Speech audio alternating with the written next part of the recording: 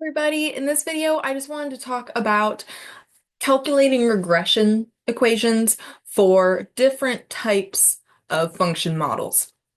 So I have three different types of examples that we're going to look at, and for all of these, we're going to actually use Desmos as our calculator to calculate the regressions.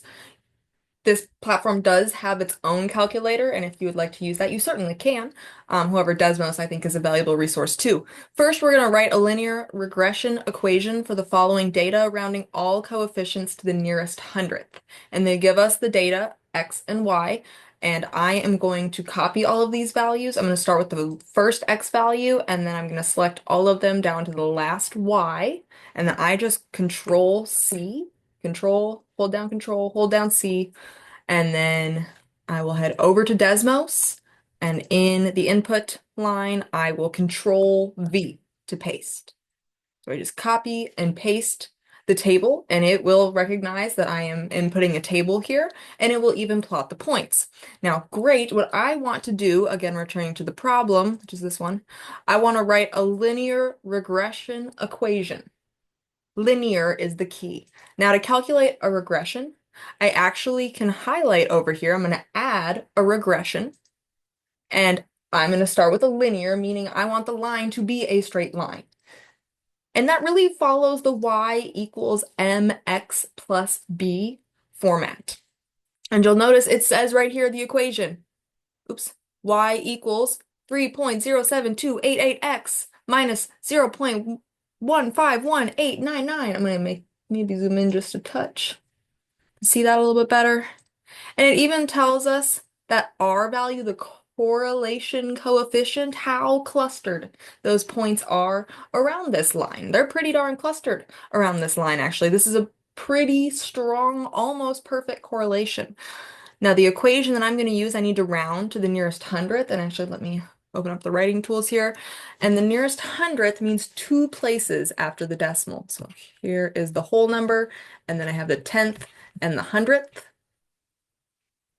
So I don't want any number past the hundredth place, anywhere where I have a coefficient. So first number, I have y equals 3.07, and then I don't want anything past that 7. Now the 2 that is right next to it is not large enough for us to round it up, so I'm just going to leave it at 3.07x, and then minus the b or y-intercept here, which is 0.15, and looking at what comes after the hundredths, the 1 is not large enough for us to round up, so this would be 0.15.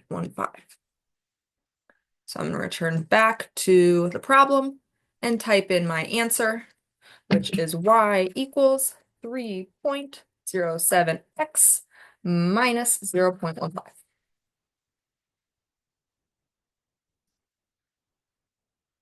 Love it. All right. So what I'm going to do now is talk about a quadratic regression for a different data set. So write a quadratic regression equation for the following data, rounding all coefficients to the nearest hundredth. Oh, let me get one where we're maybe rounding. There we go. Let's do the nearest tenth for this one. So I'm going to, again, copy all my values so I can create a regression for this. So Control C to copy, and heading back to Desmos, I'm going to clear all this, and I'm going to Control V to paste.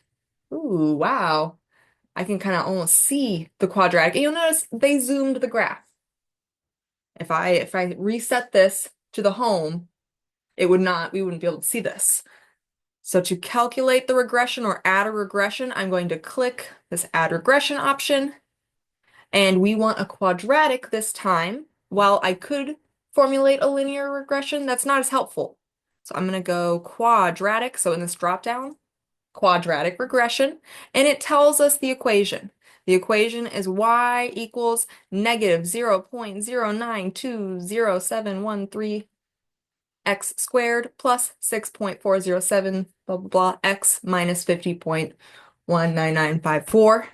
And the problem asked us to round to the nearest tenth again. So looking at what I have here and reminding myself where the tenth place is, we have the whole, and then right after would be the tenth. And then this one is the hundredth. and then the thousandth, and so on.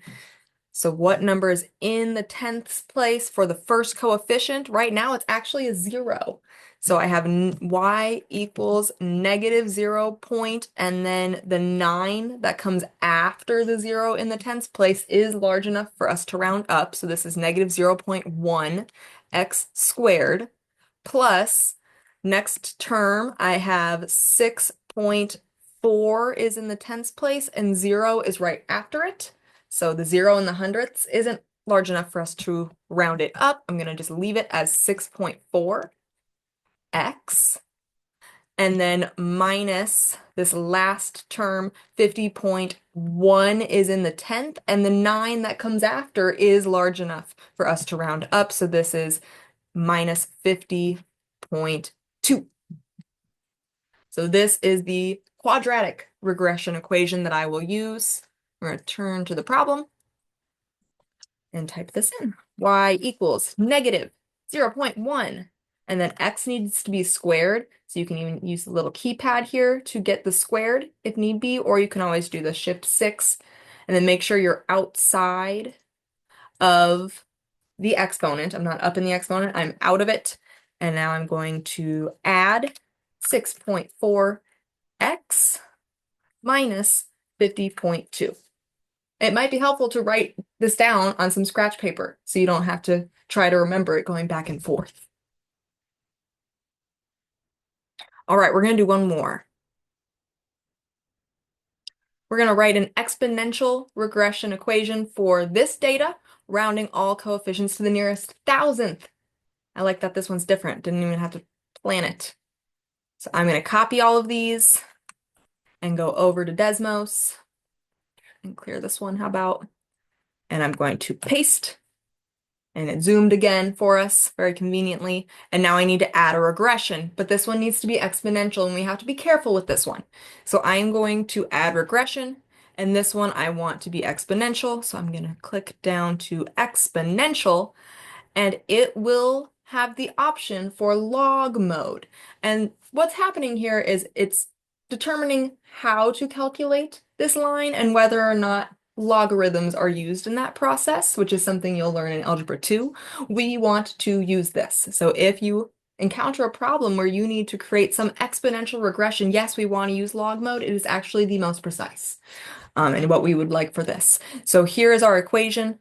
Y equals 686.33159 times 1.07124 to the x power. Now, rounding to the nearest thousandth means I am looking at 3 places after the decimal. So here's the whole, and then the tenth, the hundredth, and the thousandth.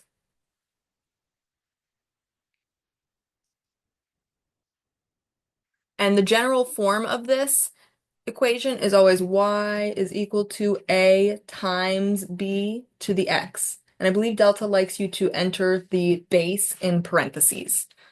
So I'm going to have y is equal to a.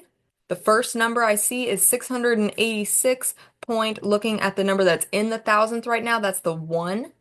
So what comes after it, the 5, is large enough for us to round up. So this is 686.332, rounding up that 1 to a 2.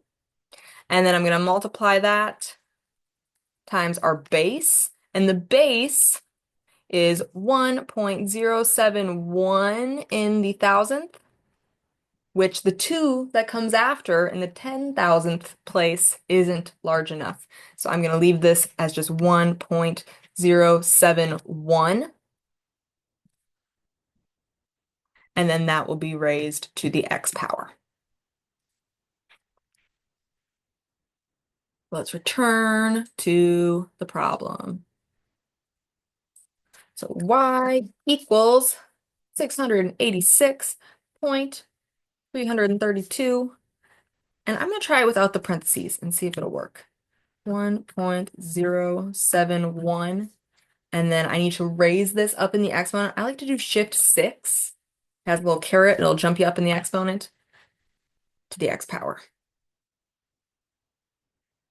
Okay, it liked it. However, you'll notice their answer was in parentheses. Same difference.